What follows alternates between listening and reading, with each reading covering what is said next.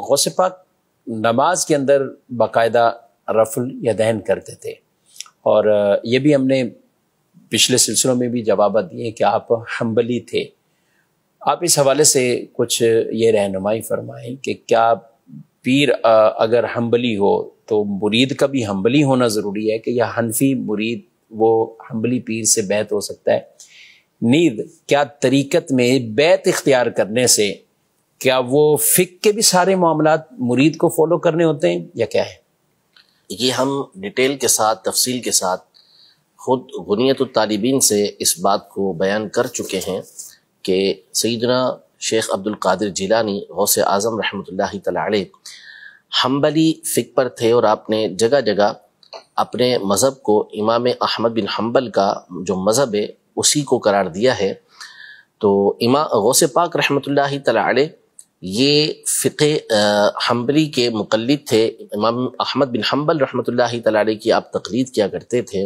اور تقلید کا جو اصول ہے وہ یہی ہے کہ جو فقہی معاملات ہیں اس میں جو مقلد ہے وہ جس امام کے مسائل کی، اس کے بیان کردہ اصول اور ضوابط کی پیروی کرنے والا ہے، وہ اسی کے طریقہ کار کو فالو کرتا ہے، وہ دوسروں کے طریقہ کار کو فالو نہیں کرتا، کیونکہ اس کے نزدیک اس کے امام نے جو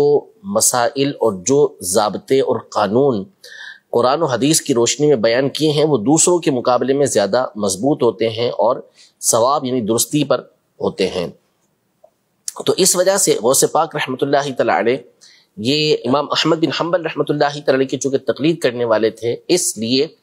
آپ امام احمد بن حنبل رحمۃ اللہ تعالی علیہ کے طریقے کے مطابق رفع الیدین کیا کرتے تھے۔ اچھا، اب رفع الیدین کیا ہے؟ رفع الیدین کا مطلب ہوتا ہے ہاتھوں کو اٹھانا۔ جو نماز کی ابتدا ہے، ابتدا جب ہوتی ہے اس میں دونوں ہاتھوں کو ہر ایک اٹھاتا ہے، تکبیر تحریمہ جیسے ہم کہتے ہیں، تکبیر تحریمہ کے وقت ہاتھوں کو اٹھانا کہتے ہیں۔ یہ تو بالاجماع اور بالاتفاق ہے کہ اسی طرح ہاتھوں کو اٹھایا جاتا ہے۔ البتہ اس کے بعد کیا رکوع میں جاتے ہوئے یا رکوع سے اٹھ کر یا جب سجدے سے اٹھ جائیں گے تو پھر اس وقت رفع الیدین کیا جائے گا، دونوں ہاتھوں کو اٹھایا جائے گا، نہیں اٹھایا جائے گا؟ اس میں امام اعظم ابو حنیفہ رحمۃ اللہ تعالی علیہ اور امام مالک رحمۃ اللہ تعالی علیہ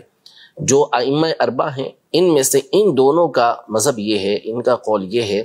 کہ نماز میں پہلی دفعہ میں ہاتھ اٹھائے جائیں گے، اس کے بعد ہاتھ نہیں اٹھائے جائیں گے۔ جبکہ امام شافعی رحمۃ اللہ تعالی علیہ اور امام احمد بن حنبل رحمۃ اللہ تعالی علیہ ان کا موقف یہ ہے کہ نماز میں جس طرح پہلی مرتبہ ہاتھ اٹھائے جائیں گے، اسی طرح رکوع میں جاتے ہوئے رکوع سے اٹھ کر بھی ہاتھوں کو اٹھایا جائے گا، رفع الیدین کیا جائے گا۔ اب ہم چونکہ امام اعظم رحمۃ اللہ تعالی علیہ کی فقہ کے فالوور ہیں، اور غوث پاک رحمۃ اللہ تعالی علیہ ہمارے پیر و مرشد ہیں، اور یقیناً ہمارے لیے نجات کا سبب قیامت کے دن بنیں گے، ان کے فیوز و برکات کے ہم محتاج ہیں، اور انشاءاللہ ان کے فیوز و برکات ہمیں دنیا اور آخرت کے اندر حاصل ہوں گے۔ لیکن چونکہ آپ فقہ کے اندر امام احمد بن حنبل کے فالوور ہیں تو اس لیے آپ امام احمد بن حنبل کے مطابق رکوع میں جاتے ہوئے رکوع سے اٹھتے ہوئے بھی رفع الیدین کرتے تھے، جبکہ اس کے برعکس ہم فقہ حنفی کے فالوور ہیں، اور انہوں نے امام اعظم ابو حنیفہ رحمۃ اللہ تعالی علیہ نے جو قرآن و سنت کی روشنی کے اندر دلائل کے ساتھ اس بات کو بیان کیا ہے کہ نماز میں ہاتھوں کو صرف پہلی مرتبہ میں اٹھایا جائے گا، اس کے بعد نہیں اٹھایا جائے گا، اور اس کے اوپر صحیح ستہ کی احادیث طیبہ موجود ہیں۔ سنن نبی داؤد کے اندر، جامع ترمذی کے اندر اور کئی کتابوں کے اندر یہ حدیث پاک موجود ہے۔ سیدنا عبداللہ ابن مسعود رضی اللہ تعالی عنہ اس حدیث پاک کے راوی ہیں۔ اسی طرح مصنف ابن ابی شیبہ کے اندر صحیح سند کے ساتھ حضرت سیدنا علی المرتضیٰ کرم اللہ تعالی وجہہ الکریم سے یہ حدیث پاک مروی ہے کہ، اور صحابہ کرام علی مردوان سے بھی مروی ہے کہ نبی پاک صلی اللہ تعالی علیہ وآلہ وسلم جب نماز پڑھتے تو آپ اپنے ہاتھوں کو بلند کرتے، اور پہلی مرتبہ میں بلند کرتے، اس کے بعد اپنے ہاتھوں کو بلند نہیں کیا کرتے تھے۔ جامع ترمذی میں سیدنا عبداللہ ابن مسعود رضی اللہ تعالی عنہ نے آپ کے گرد جو آپ کے طلبہ بیٹھے ہوئے تھے ان سے کہا کہ الا اصلی بکم صلاۃ رسول اللہ صلی اللہ علیہ وسلم، کہ کیا میں تمہیں رسول اللہ صلی اللہ علیہ وسلم کی جو نماز ہے وہ پڑھ کے نہ دکھاؤں؟ پھر اس کے بعد آپ نے صرف پہلی مرتبہ میں ہاتھ اٹھائے، یعنی رفع الیدین جب تکبیر تحریمہ ہوئی اسی وقت کیا، اس کے بعد آپ نے جو ہے رفع الیدین نہیں کیا، اور اس کو آپ نے فرمایا کہ میں تمہیں رسول اللہ صلی اللہ علیہ وسلم کی نماز پڑھ کے دکھا رہا ہوں. تو یوں کئی صحابہ کرام علیہم رضوان کی احادیث کی روشنی میں، بلکہ امام بدر الدین عینی رحمۃ اللہ تعالی علیہ نے عمدۃ القاری میں یہ لکھا کہ عشرہ مبشرہ سب کے سب رفع یدین نہیں کیا کرتے تھے، نہیں کیا کرتے تھے، سب کا یہ موقف تھا. تو اس لیے امام اعظم ابو حنیفہ رحمۃ اللہ تعالی علیہ کا مذہب یہ بھی احادیث طیبہ کی روشنی میں مؤید ہے، مضبوط ہے کہ رفع الیدین صرف اور صرف نماز کی ابتدا میں کیا جائے گا، اس کے بعد نہیں کیا جائے گا. اب رہا یہ مسئلہ کہ جی پھر آپ غوث اعظم رحمۃ اللہ تعالی کے مرید کیوں ہیں، ان کو ماننے والے کیوں ہیں؟ تو جناب والا مسئلہ یہ ہے کہ یہ جو فقہی اختلافات ہیں یہ تو صحابہ کرام علیہم رضوان کے درمیان بھی ہوئے، اور ہر ایک جن کی پیروی کرنے والا تھا، جن کی بات ماننے والا تھا، وہ ان کو فالو کرتا تھا. اور اس پر دلائل موجود ہیں کہ صحابہ کرام علیہم رضوان یہ اکابر صحابہ کرام علیہم رضوان سے مسئلے پوچھ کر ان کی پیروی کیا کرتے تھے، اور بعض دیگر صحابہ کرام علیہ رضوان دیگر اکابر صحابہ کرام سے مسئلے پوچھ کر ان کی پیروی کیا کرتے تھے. حج کے مسائل کے اندر حضرت زید بن ثابت رضی اللہ تعالی عنہ اور حضرت عبداللہ بن عباس رضی اللہ تعالی عنہ کا اختلاف بخاری مسلم کے اندر موجود ہے. تو یہ جو فقہی فروعی اختلافات ہوتے ہیں اس سے عقیدے کے اوپر کوئی فرق نہیں پڑتا، اور ایسے ہی اختلاف کو حدیث پاک کے اندر رحمت فرمایا گیا ہے کہ یہ جو اختلاف ہے یہ رحمت ہے میری امت کے لیے. تو اب مثال کے طور پر ایک مسئلے کے اندر سیدنا علی المرتضیٰ کرم اللہ تعالی وجہہ الکریم کا موقف کچھ اور ہے، ٹھیک، اور عبداللہ ابن مسعود رضی اللہ تعالی عنہ کا موقف کچھ اور ہے، کچھ اور. حضرت علی المرتضیٰ کرم اللہ تعالی وجہہ الکریم کا مقام و مرتبہ کون نہیں جانتا کہ کس قدر بلند و بالا ہے، اور نبی پاک صلی اللہ علیہ وسلم کی بارگاہ میں آپ کا کیا مقام و مرتبہ ہے. اور اسی مسئلے کے اندر عبداللہ ابن مسعود رضی اللہ تعالیٰ عنہ کچھ اور فرماتے ہیں. ایسی بہت ساری مثالیں ہر اہل علم جانتا ہے کہ کتابوں کے اندر موجود ہیں. حالانکہ عبداللہ ابن مسعود رضی اللہ تعالیٰ عنہ کے بارے میں نبی پاک صلی اللہ تعالیٰ علیہ وسلم نے یہ فرمایا کہ میری امت کے لیے جس بات میں عبداللہ ابن مسعود ہیں یہ راضی ہیں، میں بھی اس میں ان کے لیے راضی ہوں، میں بھی ان کے لیے اس میں راضی ہوں. جس چیز کو ناپسند کرے میں بھی اسے ناپسند کرتا ہوں. تو آپ زبردست جو ہے وہ فقیہ تھے. حضرت ابو موسیٰ اشعری رضی اللہ تعالیٰ عنہ سے جب سوالات کیے گئے تو آپ نے فرمایا کہ جب تک تمہارے درمیان یہ حبر موجود ہے، یہ جو بڑے عالم موجود ہیں، تو اس وقت تک مجھ سے سوالات نہ کرو. تو اب یہ اختلافات کی بنیاد پر کیا ہم یہ کہیں گے کہ یا تو اب مولا علی کو لے لیں یا پھر عبداللہ بن مسعود رضی اللہ تعالیٰ عنہ کو لے لیں؟ ظاہر سی بات ہے کہ ایسا نہیں ہوگا، ٹھیک ہے نا. دونوں ہمارے سر کے تاج ہیں، لیکن یہ جو فروعی اختلافات ہوتے ہیں اس کے اندر جو ہے وہ کسی کی بھی جو پیروی کرتا ہے وہ اسی کے پیچھے پھر چلے گا. جہاں تک رہا عقیدے اور نظریے کا معاملہ، وہ ایک جداگانہ بات ہے، اس میں کبھی بھی اختلاف نہیں ہوتا کہ اصل عقیدے اور اصل نظریے کے اندر اختلاف ہو. ورنہ آپ فہرست پڑھتے چلے آئیں. میں نے پہلے بھی بیان کیا تھا کہ آپ مثال کے طور پر امام شافعی رحمۃ اللہ تعالی علیہ یہ رفع الیدین کرتے تھے، امام مالک نہیں کرتے تھے. حالانکہ امام شافعی امام مالک کے شاگرد تھے. امام محمد بن حسن الشیبانی رحمۃ اللہ تعالی علیہ رفع الیدین نہیں کرتے تھے، حنفی تھے، لیکن امام شافعی ان کے شاگرد ہیں، وہ کرتے تھے. امام شافعی رحمۃ اللہ تعالی علیہ اس بات کے قائل ہیں کہ نماز میں امام کے پیچھے قرات کی جائے گی، سورۃ الفاتحہ پڑھی جائے گی، استاذ ہیں. لیکن امام احمد بن حنبل ان کے شاگرد ہیں، وہ کہتے ہیں نہیں پڑھی جائے گی، وہ منع کرتے ہیں. غوث پاک رحمۃ اللہ تعالی علیہ نے یہ مسئلہ لکھا بنیۃ الطالبین کے اندر.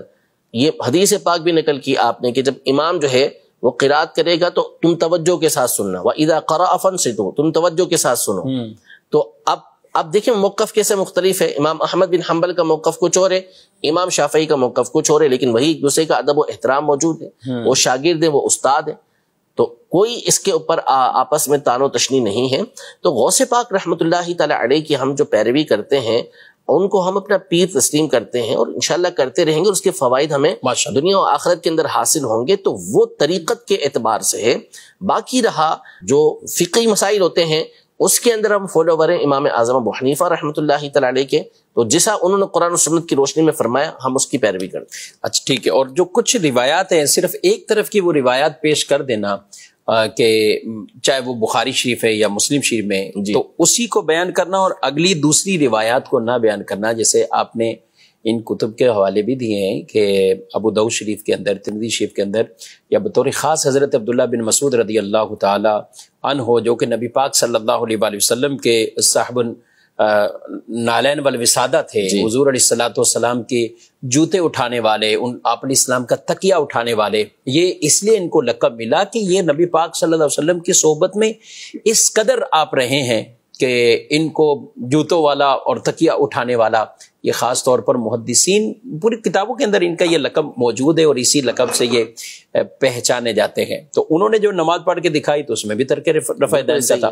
تو ایک طرف کی روایت بیان کرنا، دوسری نہ کرنا، آپ اس کو کیا کہیں؟ دیکھیں یہ تو اب ہم اس کو کیا کہیں، مسئلہ یہ ہے کہ یہ کام ہوتے ہیں مجتہدین کے جو وہ کر گئے، یعنی مطلب دلیل کا مطلب یہ نہیں ہوتا، علم جو ہے وہ فقط دلیل کا نام نہیں ہے،